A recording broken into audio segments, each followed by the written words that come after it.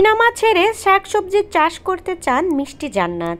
ঢাকাই সিনেমার আলোচিত নায়িকা মিষ্টি জান্নাত গেল বছর ডালিউডের বেশ কয়েক তারকাদের নিয়ে তুমুল আলোচনায় ছিলেন তিনি। তার মধ্যে উল্লেখযোগ্য ছিল সাকিব খানের হবু স্ত্রী হওয়া নিয়ে গুঞ্জন। তবে সেসব আলোচনা এখন অতীত। এখন নিজের কাজ নিয়ে ব্যস্ত এই নায়িকা, যেমন প্রায় দেশের বাইরে অবস্থান করতে দেখা যায় তাকে। বিশেষ করে নায়িকার সবচেয়ে বেশি আসা যাওয়া দুবাইতে। সেখানে রয়েছে তার নানার ব্যবসা, বড় কিছু প্রতিষ্ঠানের শেয়ার হোল্ডার তিনিও। বলা যায় ব্যবসায়ী কাজেই দুবাইতে এত যাতায়াত মিষ্টি জান্নাতের। কিন্তু এত কিছুর মাঝেও সেই ঘুরে ফিরে চলে আসে মিষ্টি জান্নাতের রঙিন দুনিয়ার প্রসঙ্গ।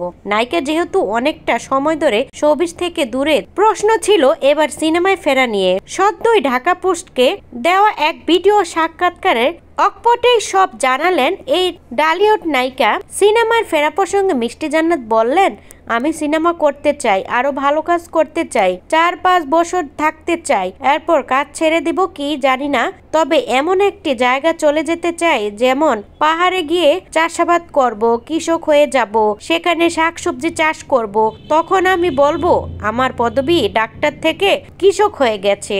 সাক্ষাৎকারের সিনেমা জগৎ নিয়ে খানিকটা শেয়ার করলেন মিষ্টি জান্নাত। নায়িকার কথা মিডিয়াতে প্রডিউসাররা মনে করেন নায়িকারা যা বলবে তাই শুনবে। পরে যখন আমরা সিনেমা অলমোস্ট শেষ, সে সময় উনি ডেকেছিলেন আমাকে, রুমে নক করেছিলেন রাতের বেলা, আমি তো আর যাইনি। পরে তিনি আমার সঙ্গে খুব বাজে বিহেভ করে, যা স্মরণীয় হয়ে থাকবে।